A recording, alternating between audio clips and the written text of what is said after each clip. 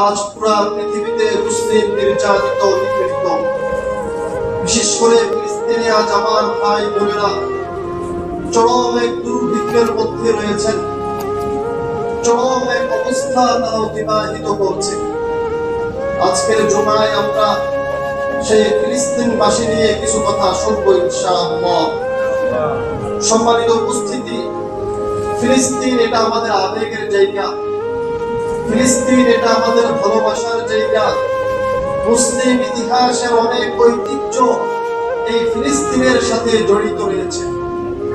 এই ফিলিস্তিনে রয়েছে মসজিদুল আকসা, যে মসজিদে আকসা অনেক অনেকগুলো গুণে গুণান্বিত। যে মসজিদে আকসা মুসলিম ইতিহাসের অনেক ঐতিহ্যকে ধারণ করে রেখেছে। মুহতারাম হাজিরিন, পৃথিবীতে যখন আল্লাহ তাআলা পুরা পৃথিবীটা শুধুমাত্র পানি আর পানিতে ভরপুর ছিল, পৃথিবীর কোনো প্রান্তে এক ফোঁটা মাটিও ছিল না, ঠিক তখন আল্লাহ তাআলা যখন মসজিদে হারাম নির্মাণ করার ইচ্ছে পোষণ করেন, তখন পুরা পৃথিবীর মেডের পয়েন্ট যেটা, সেই জায়গাটা একটু উঁচু করে দেন।